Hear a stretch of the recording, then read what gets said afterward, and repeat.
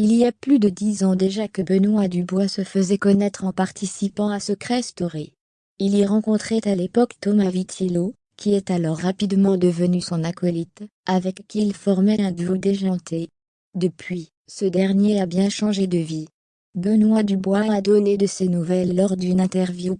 En 2010, la saison 4 de Secret Story était diffusée sur TF1.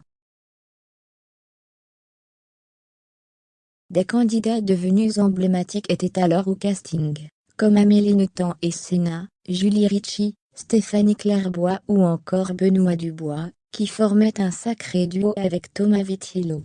À l'époque, les deux hommes se surnommaient même Brigitte et Josiane, et se livraient à de nombreuses bêtises. Près de 12 ans ont passé depuis leur rencontre et malgré tout, Benoît et Thomas sont restés en contact. C'est ce que le comédien des Mystères de l'amour a révélé lors d'une interview pour Chez Jordan, le nouveau rendez-vous de télé-loisirs présenté par Jordan Deluxe. Il habite à Londres. Je l'ai revu pendant la pause entre les deux confinements, il est descendu pour voir sa mère donc Jean, et profiter pour déjeuner avec lui, a expliqué Benoît Dubois. Et pour lui d'en dire plus sur la nouvelle vie de Thomas, bien loin des tournages et autres émissions de télé-réalité. Il va très bien, il habite à Londres, il a une super place de maquilleur, il a changé physiquement, il a les cheveux courts.